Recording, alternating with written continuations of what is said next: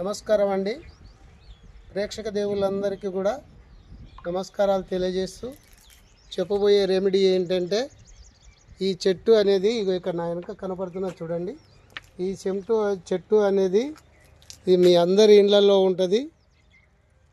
ఇది మీ అందరికీ తెలుసు. నందివర్ధన చెట్టు అంటారు దీన్ని. నందివర్ధన చెట్టు అంటారు. ఇగో దీనికి పెద్ద పెద్ద పూలు పూసేటివి ఉంటాయి, చిన్నవి కూడా పూసేటివి ఉంటాయి. మల్లెపూవు అంతా పూసేటివి ఉంటాయి, పెద్ద పెద్ద పూలు కూడా పూసేటివి ఉంటాయి. మన పెరట్లో మన ఇంటి ముంగట ఉన్నది పెద్ద చెట్టు అన్నమాట, పెద్ద పూలు పూసేది. ఇది ముఖ్యంగా ఏం పని చేస్తుంది అని చెప్పనంటే,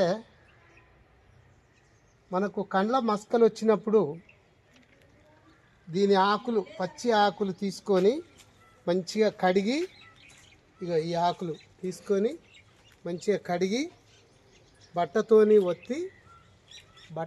ఒత్తి దీని యొక్క తడి అంతా పోయిన తర్వాత ఈ కంటి మీద ఒక 5 ఆకులు, ఈ కంటి మీద ఒక 5 ఆకులు పెట్టుకొని బట్ట కట్టుకొని పడుకోవాలి.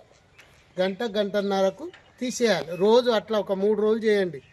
మస్కవారిన కండ్లు కూడా తేటగా కనపడతాయి. అంటే కన్ను తెరిచి కనిగుడ్డు మీద పెట్టుకోకండి. కళ్ళు మూసుకొనే మీదకెళ్ళి ఈ రకంగా పెట్టుకొని దీని మీదకెళ్ళి గుడ్డ కట్టుకోవాలి. 5 ఆకులు కళ్ళ మీద వేసుకొని కట్టుకున్నట్టయితే చాలా మంచి ఉపయోగపడుతుంది. మన కళ్ళు మంచిగా ఉపడతాయి.